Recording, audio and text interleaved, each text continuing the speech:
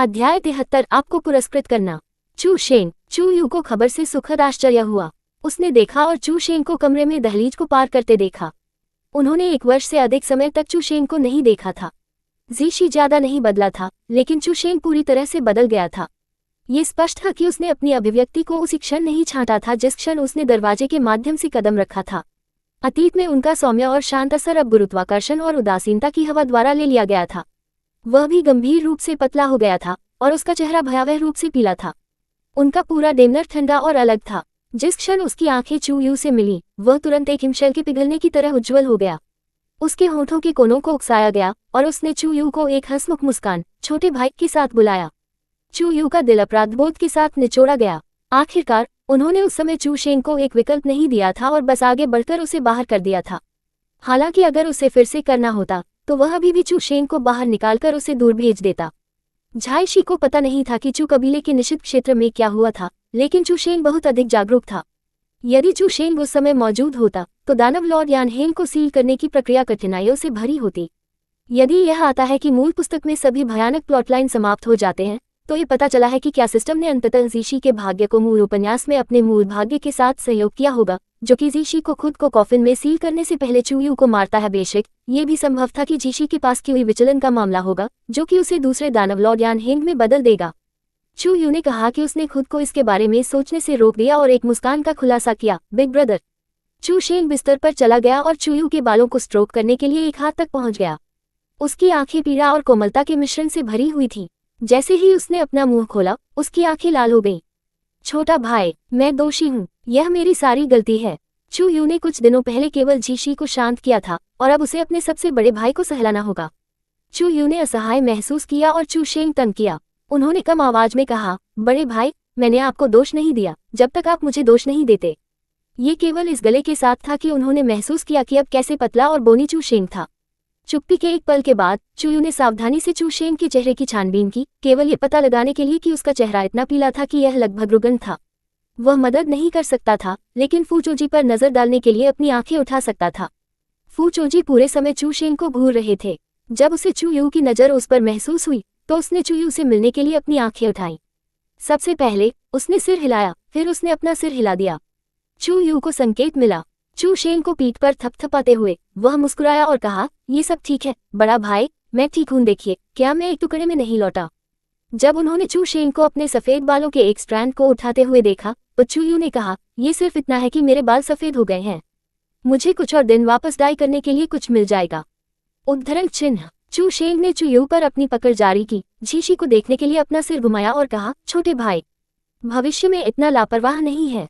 आपने मुझे लगभग मौत के घाट उतार दिया। जब चू शेंग अपने कोमा से जाग गया था तो उसे अपने पूरे शरीर पर बर्फीले ठंड महसूस हुई। ये पता लगाने के बाद उसका दिल जम गया था कि 3 दिन पहले ही बीत चुके थे। जब उन्होंने सुना कि चू यू ने दानव लॉर्ड यानहेंग को सील करने के लिए खुद को बलिदान कर दिया था तो उसकी आंखों के सामने सब कुछ काला हो गया था। वह व्यवहारिक रूप से उस स्थान पर रेंग गया था जहां चू कबीले ने अपने वंशजों की सीधी रेखा की आत्मा जैद की गोलियों को रखा था, केवल राहत की सांस लेते हुए कि उन्होंने देखा कि चू यू के जीवन का प्रतिनिधित्व करने वाली आत्मा आग अभी भी चमक रही थी। पहले से ही अपने दूसरे छोटे भाई और पिता को खोने के बाद वह अपने सबसे छोटे भाई को भी नहीं खोना चाहता था। चू यू ने उसे कम आवाज में आराम दिया।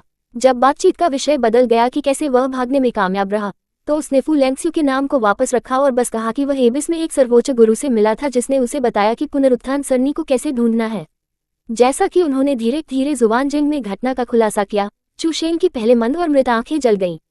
वह इतना उत्साहित था कि उसके शब्द असंगत थे और उसे खुद को शांत करने में एक लंबा समय लगा। उन्होंने कम आवाज में कहा, मैं किसी को तुरंत खोजने के लिए भेजूंगा।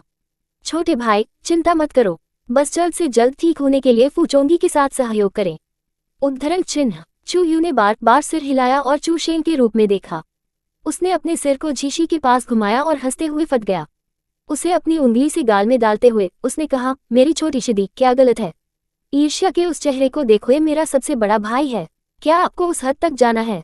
उद्धरण चिन्ह। जीशी थोड़ा दुखद लगा। उद्धरण चिन्ह ... शीजॉग शायद ही कभी मुस्कुराता है, लेकिन जब चू शेंग आया तो आप 2 बार मुस्कुराए।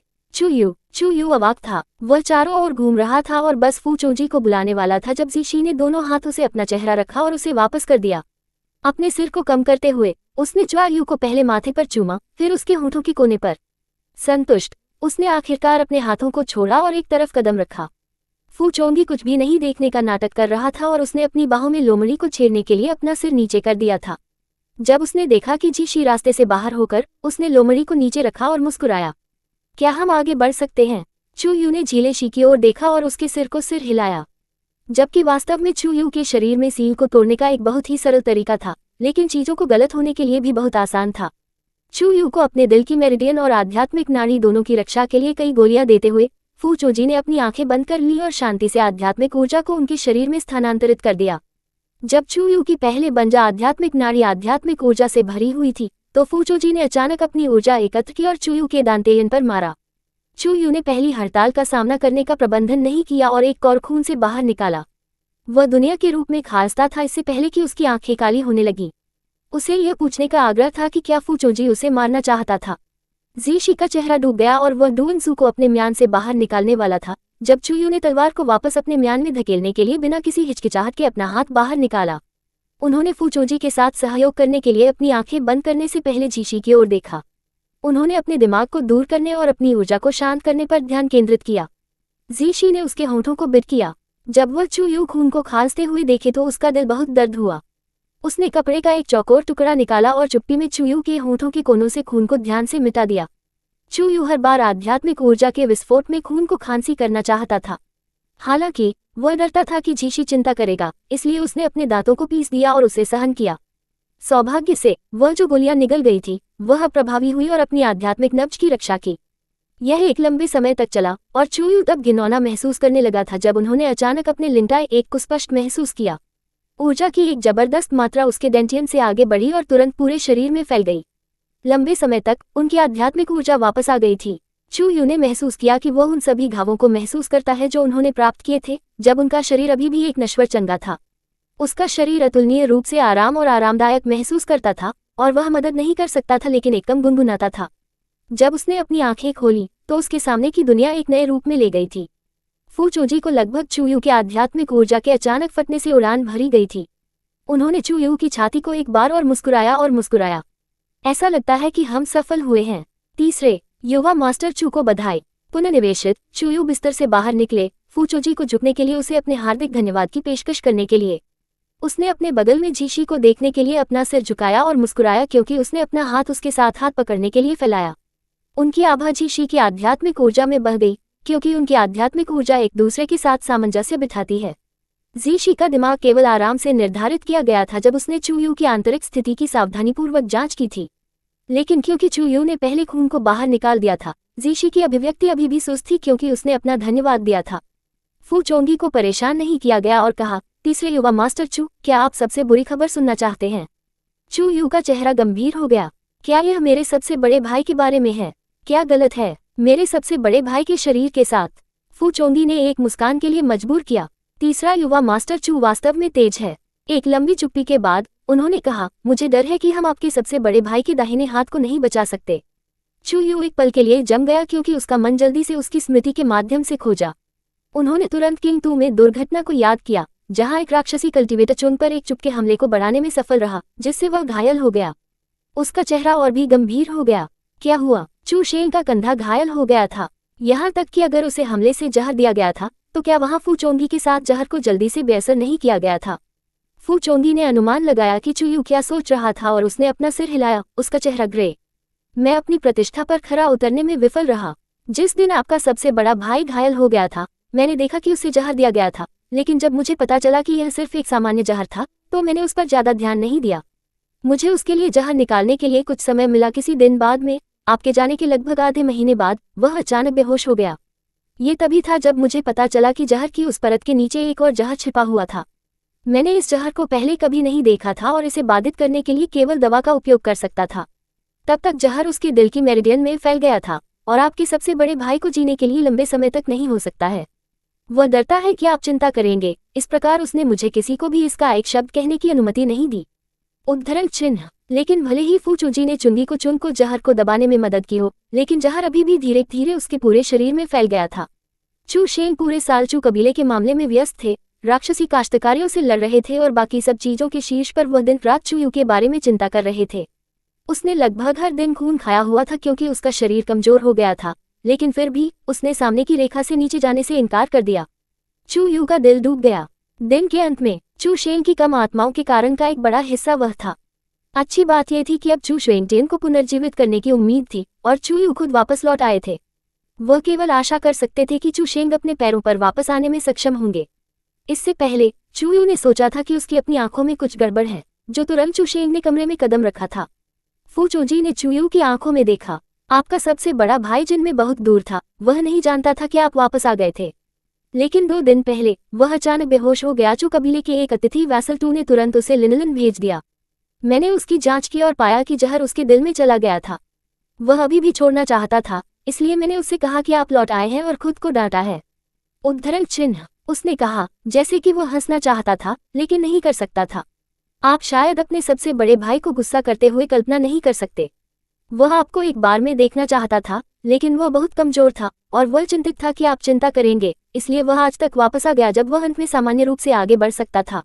उसके ऊपर उसने मुझे आपको सब कुछ नहीं बताने के लिए मजबूर किया। चू यू एक पल के लिए चुप था, इससे पहले कि वह पूछा, क्या हमें इसे विचलित करना चाहिए? फू चोंगी ने जवाब दिया, हमें, अन्यथा वह निश्चित रूप से मर जाएगा।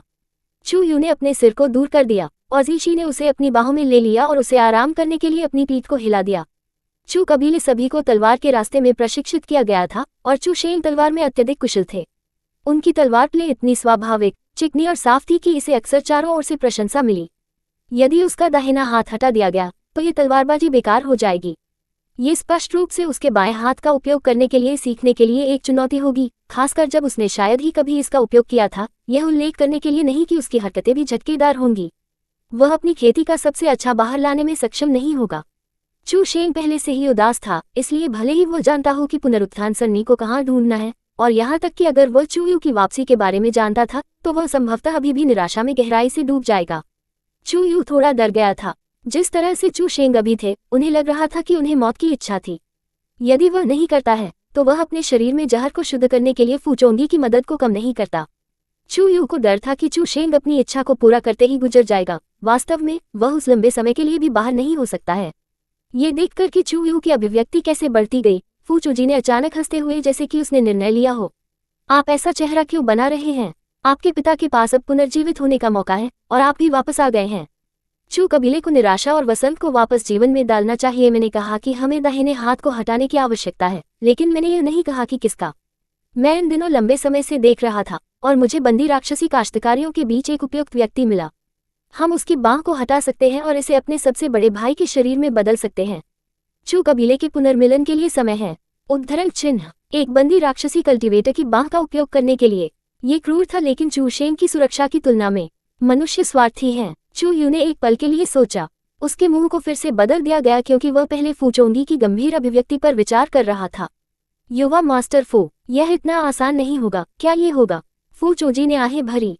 तीसरे युवा मास्टर चू, मैंने इसे पास करने में कहा था और आप वास्तव में इस पर विश्वास करते हैं? क्या आप वास्तव में मुझ पर भरोसा करते हैं या आप मेरे कौशल पर संदेह करते हैं? चू यू ने अपनी बाहें उठाई और फूचोजी में एक पल के लिए पूरी तरह से चकित कर दिया, इससे पहले कि वह अंततः अपना सिर हिलाया। तब मुझे युवा मास्टर फू को परेशान करना होगा। चू यू हमेशा युवा मास्टर फू की दयालनेस को चू कबीले के लिए याद रखेगा। फू चोजी ने सिर हिलाया। बस अगले कुछ दिनों के लिए यहाँ प्रतीक्षा करें मन की शांति के साथ। जब मैंने आपके सबसे बड़े भाई के शरीर से जहर को सफलतापूर्वक शुद्ध किया है तो मैं आप सभी को वापस भेजूंगा। उद्धरण चिन्ह। फू चोंगी को कमरे से बाहर निकलने के बाद चू यू ने एक पल के लिए मामले पर विचार किया, फिर जीशी की ओर रुख किया। क्या आपको लगता है कि वह झूठ बोल रहा है? जीशी ने उसे अपनी बाहों में करीब से पकड़ लिया और अपनी कमर के चारों ओर अपनी पकड़ को कस दिया, क्योंकि उसने कहा, वह चू शेंग को नुकसान पहुंचाने के लिए कुछ भी नहीं करता है। शी जॉन्ग, आप अपने दिमाग को आराम से रख सकते हैं। श्री, ये कुछ निश्चित है। चू यू थोड़ा चकित था। सच्चाई बताने के लिए ये बच्चा जीशी आमतौर पर शायद चू यू के अलावा अन्य लोगों पर एक नजर लेने के लिए परेशान हो सकता है। अकेले इस बारे में सोचने के लिए परेशानी को उठाएं। ये पहली बार था जब उन्होंने किसी बाहरी व्यक्ति के कार्यों पर टिप्पणी करने के लिए इस तरह के सकारात्मक स्वर का उपयोग किया था। जीशी ने तुरंत जवाब नहीं दिया। उन्होंने चू यू के निचले जबड़े को चुटकी ली और देखने के लिए अपना चेहरा ऊपर कर दिया। उन्हें ये देखकर खुशी हुई कि चू यू के शुरू में पेल चेहरे ने अपना रंग वापस कर दिया था और उसके मुंह के कोने थोड़ा ऊपर उठ गए। शिक्सियन ने कभी नहीं देखा था कि चू शेंग के बाद फूचोंगी हमेशा कैसे चल रहा है। एक बार जब चू शेंग एक जगह पर बस गए तो फुचोंगी घंटे के भीतर उनके पास एक कटोरी दवा लाएगी। चू शेंग उसे चकमा देने की कोशिश भी नहीं कर सकता था। उद्धरण चिन्ह। चू यू हंसना चाहता था जब उसने सोचा कि चू शेंग का घबराया हुआ लुक क्या होगा, क्योंकि उसने भागने की कोशिश की थी। इसके बजाय उसने थोड़ी खांसी दी और कड़े चेहरे के साथ कहा, शिदी, आप अपने हाथ कहाँ रख रहे हैं? जैसे ही वह पूरी तरह से बात करता था, जीशी ने अचानक अपनी बैट को अनफिट कर दिया और अंदर पहुंच गया। जीशी ब्लिंक क्यूरियस दिख रहा है। शिक्सियन क्या बात कर रहा है? शिदी समझ में नहीं आता। ये कहते हुए कि उन्होंने चू यू के कपड़ों के लैपल्स को अलग करना जारी रखा। चू यू का चेहरा अंधेरा हो गया क्योंकि उसने अपने लैपल्स को एक साथ इकट्ठा किया। वह एक दूसरे के खिलाफ रगड़ने के साथ झाइशी का सामना करने के लिए घूम गया। क्योंकि जीशी उसे कसकर गले लगा रहा था और उनके शरीर को एक दूसरे के करीब दबाया गया था, वह तुरंत जीशी के शरीर में बदलाव को महसूस कर सकता था। चू यू की अभिव्यक्ति स्टोइक बनी रही क्योंकि उन्होंने कुछ भी नहीं देखा था। जीशी के सुंदर चेहरे को चुटकी लेते हुए उन्होंने चिढ़ाया, शिदी को कैसे पता है कि युवा मास्टर फू मेरे बड़े भाई के आसपास पूरे साल के लिए पीछा कर रहे हैं? क्या ऐसा हो सकता है कि आप मेरे भाई के आसपास भी पीछा कर रहे थे? जीशी ने रोका, फिर चू यू के लेपल्स को फिर से अलग कर दिया और अपने सुंदर कोलबोन पर एक चुंबन छोड़ने के लिए अपना सिर कम कर दिया। उसकी आवाज कर्कश थी, जैसे कि वह अपनी भावनाओं को दबा रहा था। हाँ, मुझे डर था कि शिक्सियन आपके मरने पर, आपके लौटने पर दुखी हो जाएगा। चू यू स्तब्ध था, फिर वह मुस्कुराया क्योंकि उसका दिल एक अकथनीय गर्मी से भर गया। उन्होंने जीशी के चिकनी और सुंदर जबड़े को चूमने के लिए अपना सिर उठाया। आप एक प्रशंसा के लायक हैं। हम शिक्सियन महसूस करते हुए चू यू के चुंबन ने जीशी की सांस को थोड़ा छोटा कर दिया और उसने अचानक चू यू को अपने होठों पर एक अजीब मुस्कान के साथ बिस्तर पर नीचे दबाया। शीजोंग का शरीर ठीक हो जाना चाहिए था। शिदी अब ये जांच करेगा कि शीजोंग के शरीर पर घाव अब तक कितनी अच्छी तरह से घाव हैं। इसके साथ उन्होंने चू यू के आंतरिक परिधान को अलग कर दिया। जब उसने अपनी आंखें नीचे कर दी और चू यू की गोरी त्वचा पर अभी भी निशान के निशान देखे तो उसका दिल दर्द हुआ। उसने एक गंभीर अभिव्यक्ति के साथ निशान को चूमने के लिए अपना सिर नीचे कर दिया। धीरे धीरे हर एक को अपने सीने से उसके पेट तक नीचे ले गया। वह अपनी पैंट छीनने के लिए रुक गया और नीचे के रास्ते पर निशान को चूमना जारी रखा। जिन स्थानों पर उसके होठों को छू गया वह सब आग लग रहा था। ये गर्म जल रहा था। चू यू उसे ठुकराना नहीं चाहता था। उसके हाथों ने उसके शरीर के नीचे बेडशीट को पकड़ लिया क्योंकि उसने अपने होठों को माहों को रोकने के लिए जो लगभग उसके गले से बच गया था। जीशी ने अपने सभी घावों को धैर्यपूर्वक चूमा, फिर चू यू को नीचे पिन करने के लिए फिर से चढ़ गया। वे दोनों स्पष्ट रूप से खुशी की तलाश कर रहे थे, लेकिन जीशी की आंखें नम थीं और मुस्कुराने से पहले उन्होंने घुट गया। परीक्षा पूरी हो गई है। शिक्सियन को अभी भी मेरे लिए एक सही शिक्सियन को वापस करने के लिए मरहम लगाने को जारी रखने की आवश्यकता है, लेकिन आप बस परेशानी का सामान छोड़ सकते हैं, जैसे कि शिदी को मरहम लगाने की तरह। उद्धरण चिन्ह। चू यू को पता था कि जीशी अभी भी बुरा लग रहा था। उसने अपने हाथों को एक शीशी को बाहर निकाल दिया क्योंकि उसने अपनी पलकों को धीरे से चूमने के लिए अपना सिर उठाया। पहल करना उसके लिए दुर्लभ था। जीशी ने एक गहरी सांस ली, अपने कपड़े बहाने के लिए एक अर्ध नीलिंग की स्थिति में उठे, फिर खुद को चू यू के नीचे नीचे उतारा और अपने होठों को अपने पास ले गए। उनकी आवाज स्पष्ट थी क्योंकि उनके होठों ने चू यू को कोमलता से सहलाया था। शीजोंग, ये शिदी को एक बड़ा इनाम देने का समय है। अध्याय 74। झाड़ी के चारों ओर पिटाई। चू यू की आंखों में एक चमक थी क्योंकि वह जीशी को घूरता था। उसके होंठ, जो थोड़ा लाल थे और सभी चूसने से सूज गए थे, एक मुस्कान में फैल गए क्योंकि उन्होंने जीशी के शरीर में बदलाव को महसूस किया। उन्होंने अपनी आवाज कम कर दी और जीशी के निचले होंठ को काटने के लिए अपना सिर उठाया। उद्धरण चिन्ह ... आप जो भी इनाम चाहते हैं उसे खुद ले लो। चू यू द्वारा इस तरह से छेड़े जाने के बाद जीशी लगभग नियंत्रण खो दिया। उसने अपने हाथों को कसकर अपने किनारों पर दबाया, उसकी आंखों में गहरी इच्छा। शीजोंग, ये सिर्फ इनाम नहीं है। आप अभी भी मुझे कई चीजों का श्रेय देते हैं। क्या आप आज उन सभी को चुकाना चाहते हैं? उद्धरण चिन्ह। चू यू गूंगा था। क्या? जीशी थोड़ा ऊपर झुक गया और चू यू के निचले जबड़े से अपने एडम के सेब तक अपना रास्ता नीचे कर दिया। इसे धीरे से काटते हुए उन्होंने हल्के स्वर में जवाब दिया, 386 दिन। प्रश्नवाचक चिन्ह प्रश्नवाचक चिन्ह प्रश्नवाचक चिन्ह। चू यू ने सांस छोड़ने की हिम्मत नहीं की। वह निगल गया, इसके बारे में सोचने की हिम्मत नहीं की और एक सूखी हंसी दी। शिदी, आपके और मेरे लिए इतनी दूर होने की कोई आवश्यकता नहीं है। हम इस ऋण को कैसे लिखते हैं? जब वह सीधा हो गया तो जीशी के चेहरे पर एक स्नेह का संकेत था। उसने कुछ नहीं कहा। चू यू ने उसे चेहरे पर थपथपाया, धीरे से खांसी की और उसके स्वर को नरम कर दिया। मेरे प्रिय शिदी, ऐसा नहीं है जैसे मैंने इसे उद्देश्य पर किया है। मैं अब वापस आ गया हूँ। क्या मैं नहीं हूँ? जीशी चुप रहा। जैसे ही उसने अपना हाथ छीन लिया, उसने चू यू के पहले पतले और सुंदर हाथों पर निशान देखे। उसकी अभिव्यक्ति ठंडी हो गई। वह चू यू के चेहरे को सहलाने के लिए बाहर पहुंचा और उसकी उंगलियों को चूमा। उसने आहें भरी। उद्धरण चिन्ह ... शी जोंग, आप कभी नहीं सुधरते। चू यू नहीं चाहता था कि शीशी इसके बारे में सोचे। उसने झपकाया, झीशी की गर्दन के चारों ओर अपने हाथों को झुका दिया और उसे चूमा। उसने मुस्कुराते हुए कहा, रात कम है क्या शिदी अभी भी इस बारे में सोचना जारी रखना चाहते हैं? क्या मैं अब आपके सामने नहीं हूँ? यदि आप अभी भी दूसरे, मेरे, के बारे में सोचना चाहते हैं, तो आप क्या चाहते हैं कि मुझे के सामने क्या करना है? उद्धरण चिन्ह। एक ठहराव के बाद जीशी आखिरकार मुस्कुराया। वह चूयू के खिलाफ अपने माथे को झुक गया क्योंकि उसकी आंखें चमक गईं। उनकी टकटकी हवा के रूप में कोमल थी और स्पष्ट चंद्रमा की तरह उज्ज्वल थी। फिर भी उनके कार्यों ने एक अलग कहानी बताई। शी जोंग, क्या आप मेरे साथ सहज हैं? जीशी के अचानक आंदोलन के कारण चूयू कांपने लगा क्योंकि उसने अपनी आंखें बंद कर ली और उसकी चपेट में लड़ी। हाँ, जीशी ने आंदोलन के साथ उसकी आंख के कोने को चूमा और कहा, शी जोंग मेरे लिए झूठ बोल रहा है। यदि आप वास्तव में सहज हैं, तो आप अपनी आंखें क्यों नहीं खोलते और मुझे देखते हैं? चूयू, ओह, विज्ञान ने साबित कर दिया है कि जब वह नहीं देख सकता है तो एक आदमी की इंद्रियां और भी कीन बन जाएंगी। विज्ञान, वह क्या है? यदि ऐसा है तो श्री शिक्सियन के निर्देशों का पालन करेगी। उद्धरण चिन्ह। जीशी के शब्दों के ठीक बाद चूयू को कभी भी परेशानी से परेशानी कभी भी परेशानी नहीं होती है जब तक कि आपको परेशानी नहीं होती है। जीशी ने चूयू की आंखों को कवर करने के लिए कपड़े की एक लंबी पट्टी निकाली। सब कुछ उसके सामने पिचकाला हो गया। चूयू कुछ भी नहीं देख सकता था और केवल जीशी को धैर्यपूर्वक अपने शरीर को चूमने और दुलार कर सकता था। उसकी कोमल आवाज उसके कानों में घिरी हुई थी। शी जोंग, क्या आप मेरे साथ रहना चाहते हैं? हम। चूयू कांप गया। उसके शरीर को ऐसा लग रहा था कि यह आग स्केलिंग और मेलिंग पर था। केवल जीशी के होंठ और उसके कूलर शरीर का तापमान उसे कुछ राहत दे सकता है। जीशी ने किनारे से देखा, उसे देखते हुए कि वह उसे चिढ़ाता है, लेकिन उसे वह रिलीज नहीं दे रहा था जो वह चाहता था। वह झटका अभी भी नहीं किया गया था। चूयू ने एक शब्द कहने के लिए अपना मुंह खोला, लेकिन कई बार अपने होंठ खोलने और बंद करने के बाद उन्होंने अभी भी एक शब्द भी नहीं बोला था। जीशी ने उसे चुप्पी में देखा, उसकी आंखें फिर से शुरू हो गईं। ऐसा नहीं लगता था कि यह इच्छा थी, यह अधिक था जैसे वह रोना चाहता था। उसने चूयू के होठों को बार बार चूमने के लिए अपना सिर उतारा, फिर फुसफुसाया, शिक्सियन, मुझे बताओ, क्या तुमने मुझे याद किया? क्या तुम मेरे साथ रहना चाहते थे? चूयू को अचंभित कर दिया गया और चुपचाप जीशी की कमर को गले लगाने के लिए पहुंच गया। उसके सामने अंधेरे में वो स्पष्ट रूप से जीशी की भारी सांस और तेजी से दिल की धड़कन सुन सकता था। चूयू का दिमाग खाली हो गया क्योंकि उन्होंने उन दिनों को राक्षसी रसातल में याद किया। ... कोई दिन नहीं था और शायद ही कोई जीवित प्राणी राक्षसी के अंधेरे में था। सैवेज जानवरों के रोने के अलावा केवल मौन था।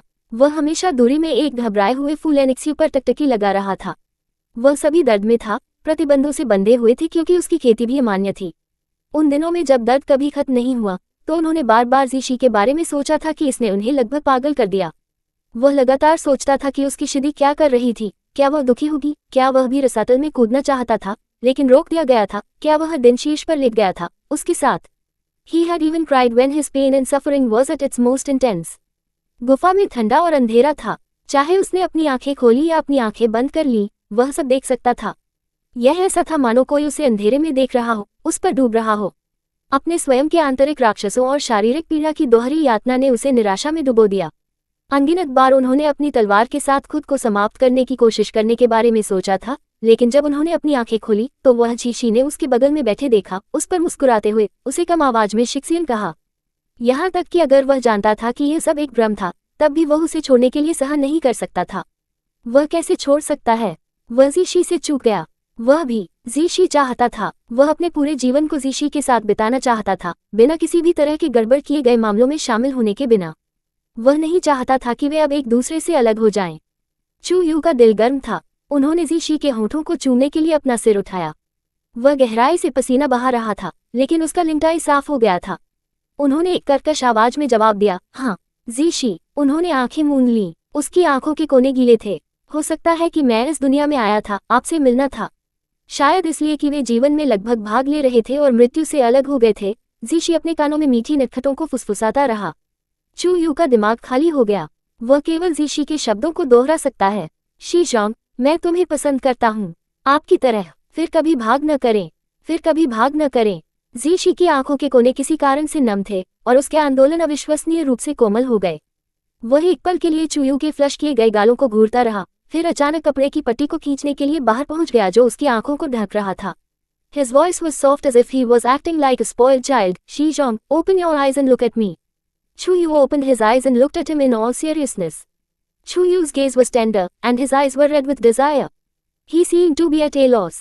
Zishi ने अपने शुद्ध अभी तक आकर्षक टकटकी के खिलाफ कोई बचाव नहीं किया था और मदद नहीं कर सकता था, लेकिन फिर से अपनी आंखें ढकना जब तक वह यहाँ था।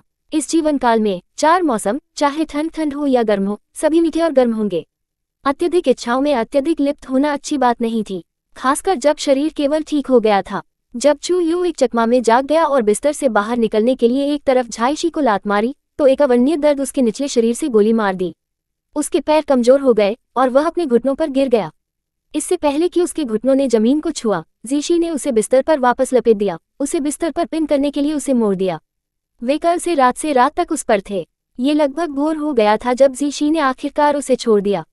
चू यू सब खत्म हो गया था, यहाँ तक कि उसके हाथों को तब महसूस हुआ जब उसने उन्हें जीशी के सुंदर चेहरे को चुटकी लेने के लिए उठाया। उसने आहें भरी। ठीक है, क्या आप अभी तक संतुष्ट नहीं हैं? जीशी को स्फूर्तिदायक किया गया था। शी जोंग, अगर यह आपके साथ है तो मैं बस काफी है, अपनी भद्दी बकवास बचाओ। चू यू ने जल्दी से उसे काट दिया। कृपया इस बूढ़े आदमी की कमर को छोड़ दें। जीशी ने उस पर झांसा दिया। शी जोंग पुराना कैसे है? वह चू यू के कान पर झुक गया और उसने कामुकता से सांस ली। शी जोंग की त्वचा बहुत चिकनी है, आप बिल्कुल भी पुराने नहीं हैं। चू यू मदद नहीं कर सकता था, लेकिन जब वह जीशी ने अपनी त्वचा का उल्लेख करते हुए सुना तो वह अपने शरीर पर पूरे निशान को देख रहा था। वह शुरू में उन निशानों के बारे में परेशान नहीं था, लेकिन अब वह मदद नहीं कर सकता था, लेकिन थोड़ा विवादित महसूस कर रहा था। उद्धरण चिन्ह ... क्या वे बदसूरत हैं? ये वास्तव में अपनी जैद गोरी त्वचा के लिए सभी को निशान के साथ कवर करने के लिए बर्बर और बदसूरत लग रहा था। जीशी ने अपनी भौहें उठाई और कहा, क्या कल रात शिरी के कार्यों ने शिक्सियन को स्पष्ट जवाब नहीं दिया? चू यू चुप हो गया। मैं समझ गया। जीशी ने उसे साफ करने और कपड़े पहनने के लिए बिस्तर से बाहर ले जाया। उसके शरीर के अलावा अभी भी थोड़ा सा दर्द महसूस हो रहा है, कोई और असुविधा नहीं थी। चू यू ने तब जीशी को गले लगा लिया और जीशी ने उसे बिस्तर पर वापस पिन करने का मौका लिया, उसे गले लगाकर 2 बच्चों की तरह चारों ओर लुढ़ककर बेवकूफ बनाया। गर्मजोशी का एक क्षण था क्योंकि दोनों ने अपने दिमाग से एक दूसरे को गले लगा लिया। चू यू ने तब एक सूखी खांसी दी और पूछा, शिदी, क्या मैंने पर्याप्त चुकाया है? जीशी ने अपने बालों को सहलाया और स्ट्रोक किया। अगर शीजोंग उतना ही कोमल और स्वादिष्ट है जितना कि वह कल रात हर बार था, तो 3 महीनों के भीतर शिदी को पूरा करना असंभव नहीं होगा। चू यू ने कहा, मुझे अपने बेडफेलो को बदलने के बारे में सोचना है। वह सिर्फ मजाक कर रहा था, लेकिन जीशी के हाथ उसकी कमर के चारों ओर कस गए। जीशी ने चू यू पर दबाने के लिए आगे बढ़ा और एक मजबूर मुस्कान के साथ पूछा, शिक्सियन ने क्या कहा? चू यू सूख गया। ये कुछ भी नहीं है, मैं सिर्फ मजाक कर रहा हूँ शिदी, तुम मुझे गलत तरीके से। ऐसा कहते हुए उसने जल्दबाजी में जीशी के प्रति अटूट वफादारी को प्रदर्शित करने के लिए जीशी के होंठ के कोने को चूमकर इसके लिए बनाने की कोशिश की।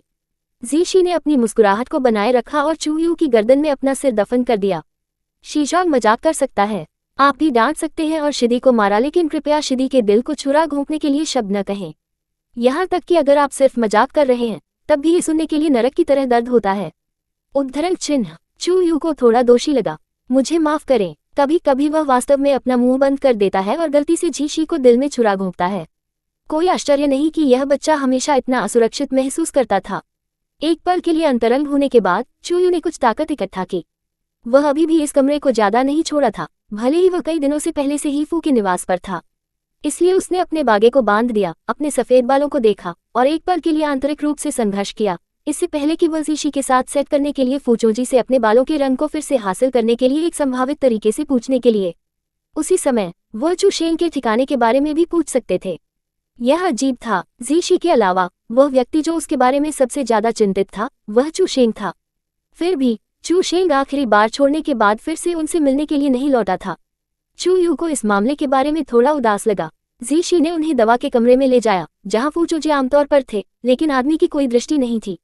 जीशी ने एक पल के लिए इस पर मुलित किया, फिर चू यू को पिछवाड़े की ओर खींच लिया। पिछवाड़े जड़ी बूटियों से भरा था और सभी प्रकार के अजीब औषधीय पौधे थे। कुछ लंबे थे, जबकि अन्य लोग रास्ते से बढ़ते हुए सिर्फ सादे खरपतवार थे। चू यू ने इन उपन्यास पौधों को रुचि और जिज्ञासा के साथ देखा जब उन्होंने अचानक उनके सामने उत्पन्न होने वाले विवाद के बड़बड़ाहट को सुना। एक असाधारण रूप से लंबा लाल फूल आगे के दृश्य को कवर करता है। चू यू का दिल अचानक छोड़ दिया गया। चलने के बजाय उसने जीशी को लाल फूल के नीचे क्राउच करने के लिए नीचे खींच लिया, फिर चुपके से अपने सिर को देखने के लिए एक नजर डालने के लिए। इस लुक के साथ चू यू ने लगभग एक चौंका दिया और जल्दबाजी में अपने और जीशी के मुंह को अपने हाथों से कवर किया। फू चोजी और चू शेंग उनसे आगे थे। चू शेंग ने हमेशा फू चोजी के सामने एक ठंडे मोर्चे पर रखा था, लेकिन इस बार फू चोजी चुंगी चुंग शेंग को दीवार पर पिन कर रहा था क्योंकि उसने उसे लगातार चूमा था। Chu Sheng's head was raised, and he seemed to be in agony, but his hands were trembling as they embraced Fu Chongyi around his waist. Zishi was surprisingly calm. He lowered his eyes to glance at the hand over his mouth, thinking how this hand was so white and slender that it was gorgeous. वह मदद नहीं कर सकता था, लेकिन चूयू की हथेली को चाटने के लिए अपनी जीभ को बाहर निकाल दिया। चूयू अवचेतन रूप से अपना हाथ वापस ले लिया जब उसे गुदगुदी की सनसनी महसूस हुई। उन्होंने जीशी को एक चकाचौंध फेंक दिया, फिर देखना जारी रखा। ... चू शेंग रो रहा था। चूयू स्पष्ट रूप से चू शेंग की आंखों से गिरते हुए क्रिस्टल स्पष्ट आंसू देख सकता था, जो उसके चेहरे को पीछे कर रहा था।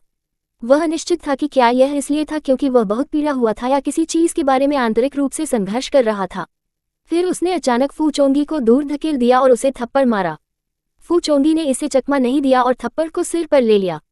वे मुस्कुरा उठे। आह शेंग, कम से कम आप मुझसे नफरत नहीं करते हैं ना? चू शेंग ने अपनी आंखें बंद कर लीं। उसका चेहरा बुरी तरह से पीला था और उसका शरीर गुस्से से कांपने लग रहा था। एक पल के बाद उसने अपनी आंखें खोली और हल्के स्वर में कहा, युवा मास्टर फू, आप फू कबीले के युवा मास्टर हैं और मैं चू कबीले का वर्तमान प्रमुख हूँ। फू कबीले और चू कबीले हमेशा से अच्छे शब्दों में रहे हैं। मैं अपनी दोस्ती के लिए अलग होने की कामना नहीं करता। इसके साथ वह बिना किसी हिचकिचाहट के घूम गया और दीवार के खिलाफ खुद का समर्थन करने के लिए एक हाथ का उपयोग करके दूसरी दिशा में छोड़ दिया। चूयू का दिल तेज हो गया क्योंकि वह उसके सामने दृश्य को प्रकट करता था। फिर भी ये परिणाम शायद ही आश्चर्यजनक था जब उसने इसके बारे में ध्यान से सोचा। ... यह अजीब था कि प्रतिष्ठित फू कबीले के युवा गुरु और खेती की दुनिया में एक प्रसिद्ध चिकित्सा अमर चू शेंग के बाद इतनी लगातार पीछा करेंगे, लगातार और स्वाभाविक रूप से उसे बदले में कुछ भी मांगने के बिना एक मदद करने के लिए उधार दिया। मूल उपन्यास में फू चोंगी में वास्तव में एक चिकित्सक का परोपकारिता थी, लेकिन संत होने के बिंदु पर नहीं। फू चोंगी, सबसे अधिक संभावना है कि चू शेंग के लिए भावनाएं थी, लेकिन ऐसा लगता था कि उनकी भावनाओं को पारस्परिक नहीं किया गया था। नहीं, शायद चू शेंग ने फू चोंगी को पसंद किया, लेकिन चू कबीले के भाग्य ने उसके कंधों पर आराम किया और वह एक गलत कदम नहीं उठा सकता था। चू यू छोटा बेटा था। इससे कोई फर्क नहीं पड़ता कि वह जीशी के साथ एक खेती की युगल बन गया या यदि वह शादी नहीं करता है और वंशज है। वह बाहरी दुनिया में उसके बारे में किसी भी गपशप को सुरक्षित रूप से अनदेखा कर सकता था, लेकिन अगर कबीले के प्रमुख ने भी उसी तरह से व्यवहार किया तो वह निश्चित रूप से निंदा की जाएगी। फू चोंजी ने अपने हाथ को घूरना जारी रखा, विचार में खो गया।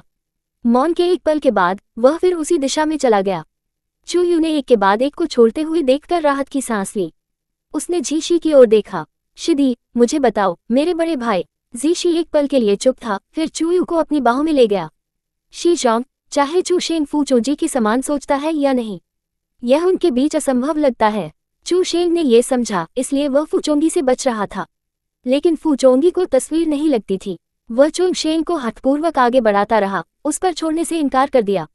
ये चू शेंग का निजी मामला था और चू यू वास्तव में टिप्पणी या हस्तक्षेप करने की स्थिति में नहीं था। वह चिल्लाया, उठ गया और थोड़ी देर के लिए जीशी के साथ पिछवाड़े के चारों ओर घूम गया। जब वे दवा कक्ष में लौट आए तो उन्होंने फिर से फू चोंजी को देखा। उनकी अभिव्यक्ति भारी और उदासी थी। गहराई से चू यू को पता था कि क्यों, लेकिन उसने ऐसा व्यवहार किया जैसे वह पिछवाड़े में दृश्य के पार कभी नहीं आया था। उन्होंने कहा कि फू चोंगी की ओर अपने हाथों को झुकाते हुए उन्होंने कहा, मेरा शरीर ज्यादातर ठीक हो गया है। मैंने पिछले कुछ दिनों में आप पर लगाया है। फू चोंगी ने एक पल के लिए उसे देखा, घबरा गया। वह केवल वास्तविकता में वापस आ गया जब उसने उस पर जीशी की शत्रुतापूर्ण टकटकी को महसूस किया। उन्होंने माफी मांगी और कैबिनेट से एक छोटा जेड बॉक्स निकाला। उन्होंने बॉक्स को जीशी को सौंप दिया, लेकिन चू यू से बात की, ये निशान को हटाने के लिए मेरा नया तैयार मरहम है। प्रभाव किसी भी अन्य की तुलना में बेहतर है जो मैंने पहले बनाया था। इसे दिन में एक बार लागू करें और त्वचा की मालिश करें जब तक कि मरहम अवशोषित न हो जाए। यह आपके निशान चलाने से बहुत पहले नहीं होगा। जीशी ने इसे लिया और उसे ईमानदारी से धन्यवाद दिया। वह ऐसा लग रहा था कि वह चू यू को वापस अपने बेडरूम में वापस ले जाना चाहता था, लेकिन चू यू ने अभी भी खड़े होकर उसे लात मारी। उन्होंने कहा, युवा मास्टर फू, मेरे सबसे बड़े भाई के बारे में हम कब शुरू कर सकते हैं? फू चोंगी ने एक पल के लिए जोन किया, फिर मुस्कुराया। आज रात ठीक है, कल आप एक पूर्ण और अखंड बड़े भाई को प्राप्त करेंगे। आप लंबे समय से लिनलन में हैं, इसलिए आपको कल छोड़ने की जरूरत है। जिनवह आप सभी की जरूरत है। एक ठहराव के बाद उन्होंने जारी रखा, आपको अपने आप को समझाने के लिए संप्रदाय के मास्टर गीत के सामने उपस्थित होने की भी आवश्यकता है। चू यू ने अपने दिल में संदेह के साथ बीमिंग फू चोंगी को देखा, लेकिन वह उसके बारे में कुछ भी अजीब नहीं समझ सकता था। ध्यान करने के लिए जीशी के साथ कमरे में वापस जाने से पहले वह केवल अपने हाथों को फिर से धन्यवाद दे सकता है। चुप्पी के एक पल के बाद चूयू को कुछ और याद आया। By the way, I have already given you your reward, shouldn't you tell me about Song Jingyi's background now. Jishi ने अप्रत्याशित रूप से अपनी आंखें घुमाई और मुस्कुराया। यह एक लंबी और जटिल कहानी है। चलो शिजुन के जियाओ जिया में लौटने और गीत युवा नजुओं से पहले ये सब प्रकट करने का इंतजार करें। ये बच्चा, उसने लोगों को सस्पेंस में रखना भी सीखा। चूयू चेहरे में जीशी को पोक करने में मदद नहीं कर सका और आहें भरी। ये वास्तव में सैडेंस शीजोंग। कोई फर्क नहीं पड़ता कि पहले क्या हुआ था, शिदी इसे मुझसे नहीं छिपाएगी। लेकिन अब शिदी सभी गुप्त हो रही है, झाड़ी के चारों ओर पिटाई कर रही है।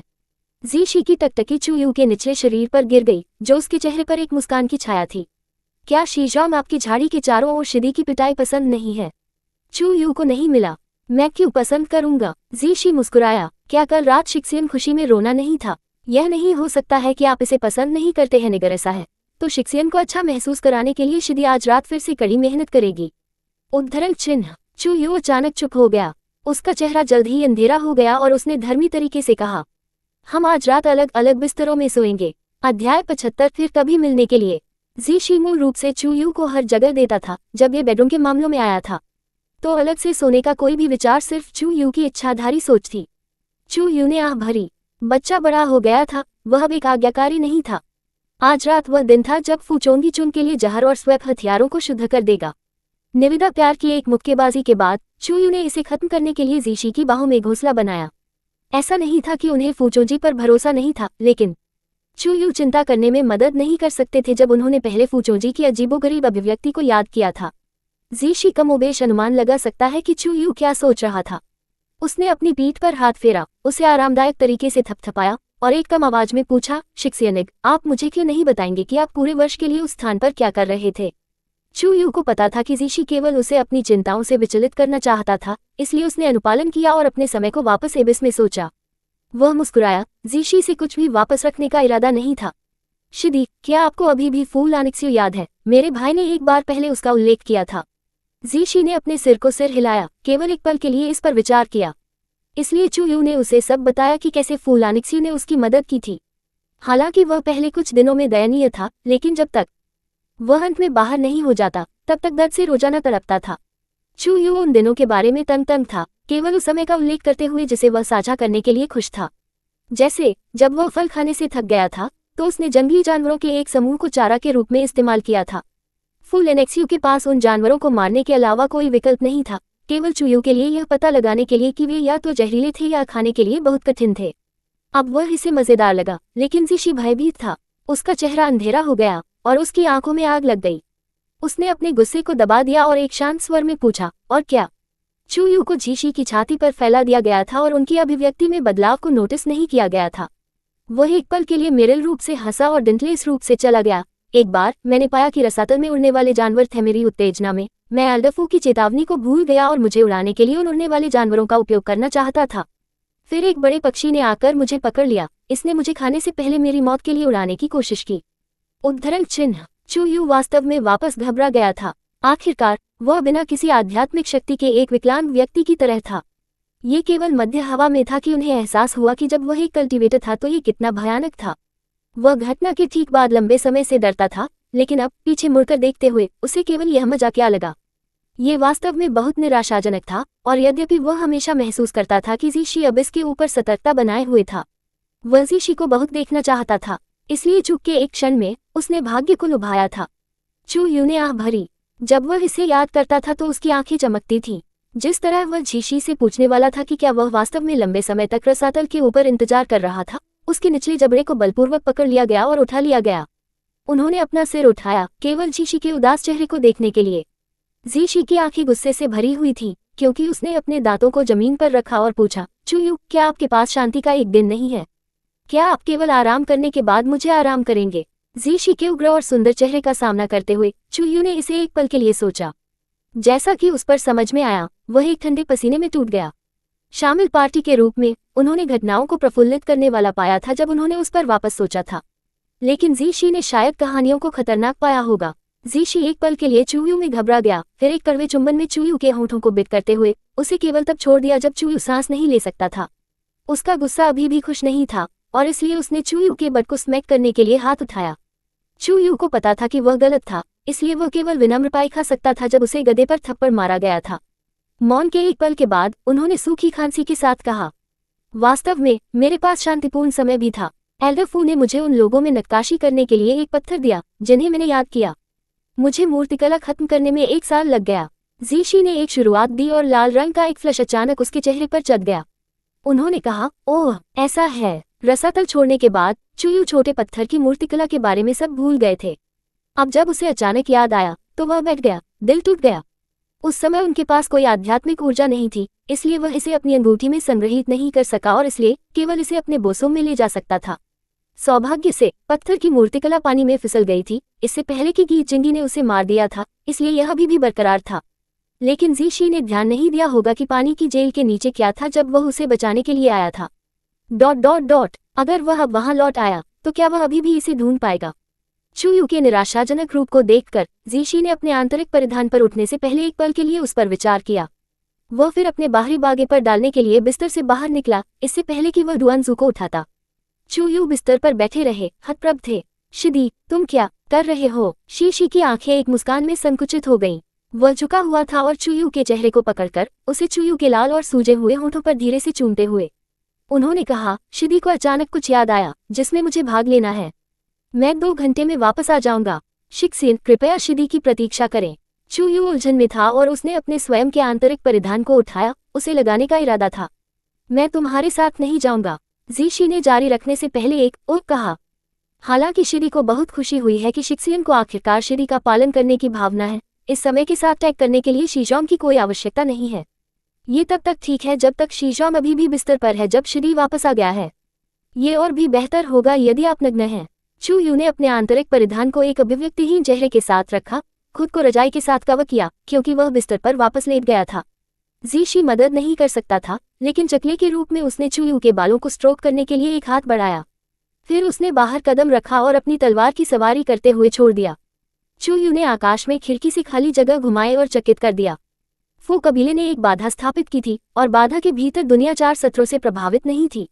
यहाँ तक कि अगर बाधा से परे हजारों मील बर्फ और बर्फ थे तो यह अभी भी भीतर के भीतर वसंत के रूप में गर्म होगा। लेकिन कमरे में शीशी के बिना कमरे को तुरंत मिर्च और उजाड़ने के लिए लग रहा था। चूयू अपने होश में लौटने से पहले कुछ समय था। वह झपकी लेता है क्योंकि उसने अचानक लंबे समय से भूले हुए सिस्टम के बारे में सोचा था और धीरे धीरे बोला, सिस्टम, मुझे लगता है कि आपको ये कहते हुए याद आया कि मूल उपन्यास समाप्त होने पर आप मुझे इनवाइट करेंगे। सिस्टम ने बहुत हंसी। होस्ट, आप किस बारे में बात कर रहे हैं? टिल्ड, मैं आपको नहीं समझता। टिल्ड, हवा आज रात वास्तव में शोर है। टिल्ड, चूयू ने अपने दांतों को गड़ कर दिया। हो, सिस्टम में अभी भी इसकी आस्तीन पर कुछ चालें थीं। सिस्टम ने होस्ट के लिए बुलेट स्क्रीन मैसेज एक के एक बैराज को रोक दिया है। टिल्ड, चूयू ने कहा। ओह, चूयू ने कहा, आप मुझे पहले टिप्पणी क्यों नहीं दिखाते? फिर मेरे खाते को अनबाइंड करें। सिस्टम ने रोया। होस्ट, टिल्ड, मेरे पास खिलाने के लिए एक परिवार है। टिल्ड, चूयू, स्क्रैम, क्या ऐसी समृद्ध भावनाओं के लिए कृत्रिम बुद्धिमत्ता के लिए वास्तव में ठीक था? सिस्टम एक पल के लिए चुप हो गया और मृत खिला। न कि कोई फर्क नहीं पड़ता कि चूयू ने इसे कैसे नंगा किया। जब वह उसके कानों में बीप था तो वह भड़कने वाला था। प्रगति में लोड हो रहे बुलेट स्क्रीन संदेशों का एक बैराज। टिल्ड, ... क्या ये लानत प्रणाली यहाँ मौत के लिए एक लड़ाई लेने की योजना बना रही है? नेटिज़न प्रिय कॉन्सुबाइन की महिमा, मैं शिदी पागल हो जाएगा इन दिनों सभी कीमती शिक्सियन को नहीं देखने से। नेटिज़न ओ कूल, लेखक प्याज को फिर से स्लाइस कर रहा है। जोरटू। नेटिज़न राहगीर, इतना दुखद, मैं रोने से अंधा हूँ। लेखक से भीख मांगना शिक्सियन और शिदी के लिए दयालु होने के लिए। कार 2 को ठीक करने और ड्राइव करने के लिए शिक्सियन के लिए इंतजार कर रहा है। जोर 2, नेटिज़न स्प्रेतवादित घर एक लील का प्यारा है, मेरा दिल शिक्सियन के लिए दर्द। जोर 2, नेटिज़न टिल राइस बॉल, हा ने आखिरकार फिर से मछली खाई। कृपया अधिक मछली सूप उबालें। टिल्ड, चूयू अपनी आंखें बंद करते ही अभिव्यक्तिहीन था। ... स्क्रीन बदल गई। शुरुआत जो प्रशंसकों से भरी हुई थी क्योंकि उनके दिलों ने इसके लिए दर्द किया था और उसने नीचे की तरफ रबीड फांगलिंग को रास्ता दिया था। इसमें कोई संदेह नहीं था कि बुलेट स्क्रीन के उत्तरार्ध को डबल हैप्पीनेस 3 के संदेशों के साथ और उपन्यास समापन 4 के लिए फूलों को उड़ाने के साथ स्पैम किया गया था। बुलेट स्क्रीन उन्माद को मानते हुए अब तक कमोबेश किया गया था। चूयू ने अपनी आंखें खोली और राहत की सांस ली। वास्तव में टिप्पणियां एक सौदे के बड़े नहीं थे, बस फैनगर्ल्स उन्हें ओगलिंग। किसी भी मामले में वे केवल सिस्टम द्वारा परिवर्तित पाठ के आधार पर कल्पना कर सकते हैं। ऐसा नहीं था कि वे वास्तव में जीशी और उसे देख सकते हैं। एक पल के लिए खुद को आराम देने के बाद चूयू ने अपने एरे के मुख्य अपराधी को याद किया और मुस्कुराया जैसा कि उसने सोचा था और उन सभी शपथ शब्दों को पुनर्गठित किया जो वह सोच सकता था। उसने अपना गला साफ किया। जब दरवाजा खुला था तो सिस्टम को कसने के लिए तैयार था। रात की हवा का एक झोंका था और दरवाजे पर एक पतला आकृति दिखाई दी। जीशी वापस आ गया था। चू यू ब्लिन तब वह मदद नहीं कर सकता था, लेकिन जब उसने जीशी की अभिव्यक्ति देखी तो वह पीछे हट गया। ... अब उसके साथ क्या हो रहा है? वह तब भी हर्षित था जब वह बाहर गया था, तो उसकी वापसी पर यानलुओ के 5 के रूप में उसका चेहरा क्यों था? वह भी अपने दांतों को पीस रहा था और उसकी नसें धड़क रही थी, जो नायक को नाराज करने के लिए काफी अंधा था। चू यू की भौहें चिकोटी काटती हैं, सहज रूप से यह महसूस करती है कि वह भाग्य से बाहर होने जा रहा था। वह हंसी। शिदी, क्या गलत है? किसने आपको गुस्सा दिलाया? आओ और इसके बारे में शिक्सियन को बताओ। जीशी बैकहैंडली डोर एक फ्रॉस्टी लुक के साथ बंद हो गया, फिर बिस्तर के किनारे पर बैठने के लिए अभिव्यक्ति से आगे बढ़ गया। उसने अपना हाथ उठाया और चू यू को कुछ सौंप दिया। जीशी इसे अपने हाथ में पकड़ रहा था, इसलिए वस्तु अभी भी गर्म थी। लेकिन यहाँ तक कि चू यू ऑब्जेक्ट प्राप्त करने के लिए बाहर पहुंचा, जब वह जीशी के बर्फीले हाथ के संपर्क में आया तो वह थोड़ा कांपने में मदद नहीं कर सकता था। कपकपी को देखकर जीशी ने तुरंत अपना हाथ वापस ले लिया। वस्तु को चू यू के हाथ में रखने के बजाय उसने उसे बिस्तर पर फेंक दिया। विघटित, चू यू नीचे देखा और तुरंत आश्चर्यचकित और प्रसन्न हो गया। ये है पत्थर की मूर्तिकला। शिदी, आप मुझे यह नहीं बताएंगे कि आप जियाओजिया के पास वापस जाने के लिए वापस चले गए? उद्धरण चिन्ह। शीशी ने अपनी बाहों को पार कर लिया क्योंकि वह चुपचाप एक ठंडी अभिव्यक्ति के साथ साइड में बैठा था। उसके पतले होठों को कसकर उसके होठों के कोनों के साथ पीछा किया गया था। वह नाराज और पीड़ित लग रहा था। चू यू ने उसे देखा, फिर पत्थर की नक्काशी पर। कई बार ऐसा करने के बाद यह आखिरकार उस पर चढ़ गया।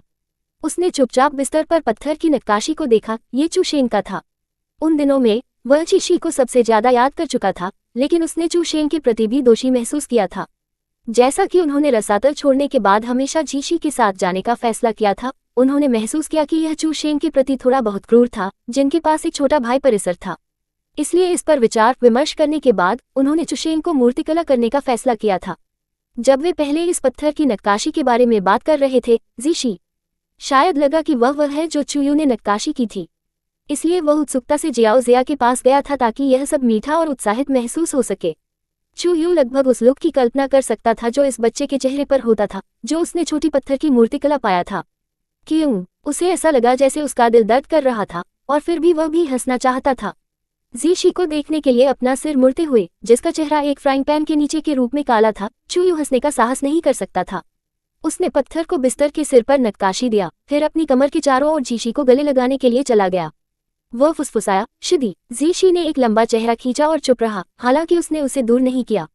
उसे शांत करने का समय। चू यू ने अपनी हंसी में पकड़ बनाने के लिए संघर्ष किया और अपने आंतरिक परिधान को अलग करने की पहल की। जीशी के खिलाफ रगड़ते हुए उसने जीशी को बिस्तर पर नीचे गिरा दिया और झपकी ली। क्या शिदी नाराज है? जीशी ने अपनी चुप्पी बनाए रखी। चू यू ने अंदर से खुद को उतारा। वह केवल अपने सिर को जीशी के होंठों के कोने पर पैक करने के लिए कम कर सकता था और अपने हाथों को पकड़ने के लिए बाहर पहुंचा। जीशी के हाथों को एहसास करते हुए बर्फ की तरह ठंडे थे। चू यू ने अपने हाथों को अपनी छाती की ओर फेंक दिया और उन्हें पकड़ में पकड़ लिया। जैसे ही उसके हाथों ने चू यू की गर्म त्वचा को छू लिया, जीशी ने उन्हें निकाल दिया और उन्हें अपने पक्षों तक गिरने दिया। चू यू इस तरह से जीशी को देखकर असहाय था। वह उठ गया, उसे पूरी तरह से बिस्तर पर घसीटा और फिर से उस पर दबाया। एक पल के लिए ये सोचने के बाद वह अभी भी प्यारा अभिनय करने के लिए बहुत शर्मिंदा महसूस करता था और माफी के लिए भीख मांगता था। इस प्रकार उन्होंने इसके कारण अपने कारण को समझाया कि उन्होंने चू शेंग को कम आवाज में क्यों उकेरा। जीशी की अभिव्यक्ति को नर्म करते हुए देखकर चू यू ने राहत महसूस की और अपने प्रयासों में बनी रहे जीशी को रगड़ने और छूने के लिए जारी रखा, क्योंकि वह मुस्कुराया और पूछा, शिदी, क्या आप वास्तव में शीजोंग को अनदेखा करने जा रहे हैं? जीशी ने अपनी आंखें नीचे कर दी। चू यू ने अपने हाथ से जीशी के निचले शरीर के एक अवर्णनीय हिस्से की ओर अपने हाथ तक पहुंचा और उसे स्ट्रोक किया। उस पर आने वाले बदलाव को ध्यान में रखते हुए उसने उसे सहलाया और तुरंत अपना हाथ वापस ले लिया और खुद को एक रजाई के साथ कवर किया। फिर, मैं सोऊंगा, मुझे परेशान मत करो। जीशी। अगले क्षण चू यू को कवर करने वाली रजाई उससे दूर हो गई और उसके आंशिक रूप से खोले गए आंतरिक परिधान को बलपूर्वक अलग कर दिया गया। जीशी ने तब उसे नीचे गिरा दिया और चुप के साथ अपने होठों को कम कर दिया। चू यू तब तक गहराई से चूमा गया जब तक कि वह गिद्दी महसूस नहीं करता था, और उसके टकराने में उसके पैरों को अचानक अलग कर दिया गया था। अगला तात्कालिक एक झुलसा हुआ सूजन और कठोर वस्तु को हिलाया गया था, पूरी तरह से उसे गहराई से एम्बेड कर रहा था। वहां कोई फोरप्ले नहीं था और चू यू ने दर्द में अपने भौहों को उकसाया। उन्होंने जीशी को चुटकी ली, जिन्होंने तब अपने होंठ जारी किए। जीशी तब तक लगातार और बाहर जोर से जब तक चूयू धीरे धीरे उसके साथ अनुकूलित नहीं हो जाता। ये केवल तब था जब चूयू ने आखिरकार खुद को खो दिया और केवल अर्थिन सोब्स और कराहने दे सकता था कि जीशी ने आखिरकार हौंफते हुए कहा, मैं सब कुछ समझता हूँ, लेकिन मैं अभी भी गुस्से में हूँ। इस बववा का स्वभाव जीशी द्वारा क्रूरता से प्रवेश करने से चूयू के दिमाग को खाली कर दिया गया। वह मोटे तौर पर चरमोत्कर्ष पर आया, उसके चेहरे पर एक भ्रूभंग के साथ अपना सिर उठा। ये केवल तब था जब उस रोमांचकारी सनसनी धीरे धीरे अपनी नसों से भंग हो गई थी कि उसने अपना मुंह खोला। ठीक है, ये सिर्फ एक पत्थर की नक्काशी है, आप अभी भी मेरे साथ हैं।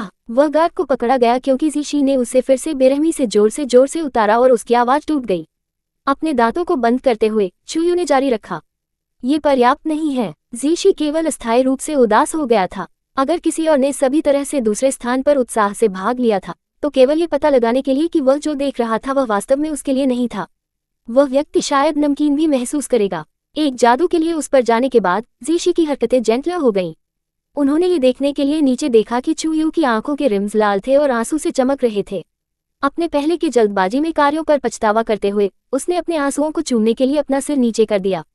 वह झिझकते हुए, क्या ये चोट करता है या हम रुकेंगे? चूयू एक गुस्से में उड़ गया। यदि आप रुकने की हिम्मत करते हैं तो कभी भी इसे करने का सपना न देखें। नरक कौन कहता है कि यह इस तरह से है जबकि यह मध्य मार्ग है। जीशी अवाक था। ये तब था जब उसने देखा कि चूयू वास्तव में गुस्से में नहीं था कि उसने उसे चूमने और दुलार करने की हिम्मत की।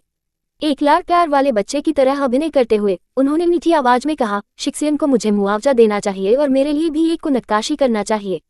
चूयू, ठीक है, शीशी ने कहा, एक प्रतिमाह। चूयू, इस बात से डर है कि जीशी फिर से झपकी लेगा। चूयू ने असहाय रूप से कहा, ठीक है। एक और रात की नींद हराम के बाद, जहां चूयू ने मुश्किल से अपनी आंखें बंद कर ली थी और वह बहुत थक गई थी, वह स्वर्ग में चढ़ने के लिए तैयार लग रहा था। हालांकि जब उन्होंने याद किया कि सुबह चूशेन के बारे में कुछ खबरें होनी चाहिए थी, तो वह कपड़े पहनने के लिए उठने से पहले केवल एक पल के लिए सो गए थे। जीशी ने सपने देखकर उसे अपनी बाहों में वापस लाया। शी जोंग, थोड़ी देर के लिए मेरे साथ झूठ बोलें। चूयू ने अपनी आंखें घुमाई और जीशी के हाथों को दूर कर दिया। हम इतने लंबे समय से यहाँ फ्रीलाडिंग कर रहे हैं, हमें जल्द ही छोड़ देना चाहिए। आप आगे बढ़ते हैं और सोते हैं।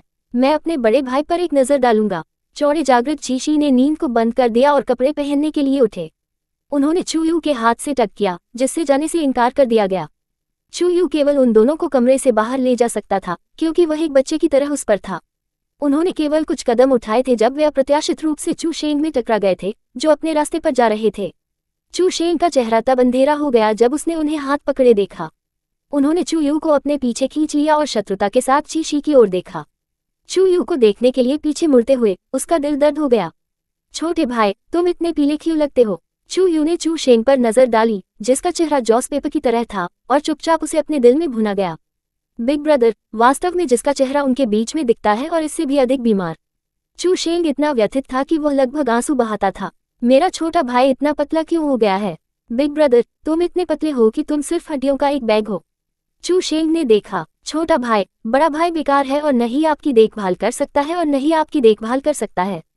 चूयू ने उसे छोड़ दिया और साफ से चूशेंग के दाहिने हाथ को देखा। उन्होंने एक शब्द कहे बिना चूशेंग की कलाई को पकड़ लिया और जैसा कि उन्होंने अपनी आंतरिक स्थिति की जांच की, उन्होंने मुस्कुराया और कहा, ठीक है बड़ा भाई, मैं ठीक हो गया हूँ, मैं ठीक हूँ। आपको अपने शरीर के बारे में अधिक चिंता करनी चाहिए।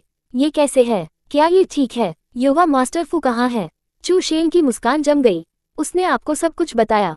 जीभ की अपनी पर्ची को महसूस करते हुए चूशेंग को फटकारने से पहले चूयू ने एक पल के लिए चुप रहे। बड़े भाई, आपको इसे मुझसे छिपाना नहीं चाहिए। क्या आपने कभी नहीं माना कि अगर वास्तव में आपके साथ कुछ हुआ तो मेरे साथ क्या हो रहा है? उनके सवाल ने पहले कभी चून के दिमाग को पार नहीं किया था। सभी चूशेंग ने कभी सोचा था कि उसका छोटा भाई कैसे खुश हो सकता है, और उसके छोटे भाई ने उसे छोड़ दिया। उन्होंने वास्तव में चूयू की स्थिति पर कभी विचार नहीं किया था अगर वह था जो चूयू छोड़ दिया था। चुन के एक पल के बाद चूशेंग की आंखें नम हो गईं। मुझे खेद है छोटे भाई, बड़े भाई ने आपको चिंता की है। चूयू ने अपने कंधे को थपथपाया। तो ये कैसे हुआ? चूशेंग ने अपना सिर हिला दिया। मैं कल रात बाहर गुजर रहा था। जब मैं आज आया तो आसपास कोई नहीं था और सभी अवशिष्ट जहर को शुद्ध कर दिया गया था। युवा मास्टर फू ने एक पत्र छोड़ दिया जो हमें सिर्फ छोड़ने के लिए कह रहा था कि उन्होंने बहुत अधिक आध्यात्मिक ऊर्जा का उपयोग किया है और पहले से ही एकांत में चले गए हैं। उद्धरण चिन्ह। चूशेंग ने कुछ शब्द छोड़ दिए। ये शब्द फूचोंगी के पत्र में एकमात्र संदेश नहीं थे। उसका दिल भारी था। उसने अपनी आंखें बंद कर ली और पत्र की सामग्री पर वापस सोचा। यह ऐसा था जैसे वह फूचोंगी के चेहरे पर संघर्ष और पीड़ा देख सकता है, क्योंकि उसने उन शब्दों को लिखा था। चूंकि आशेंग मेरे दिल में नहीं है, इसलिए मेरा निरर्थक पेस्टिंग केवल आपको बीमार कर देगा। चू यू अब ठीक है और आशेंग में जहर को शुद्ध कर दिया गया है। भविष्य में फिर से मिलने दें। मेरा दिल पानी की तरह है, ये तब तक नहीं हिलाएगा जब तक मैं फिर से आशेंग पर अपनी आंखें नहीं रखूंगा। यह सबसे अच्छा के लिए है। उद्धरण चिन्ह, फिर कभी मिलने के लिए नहीं। शायद ये वास्तव में सबसे अच्छा है। Please do like, share, comment and subscribe for latest updates and more similar stories.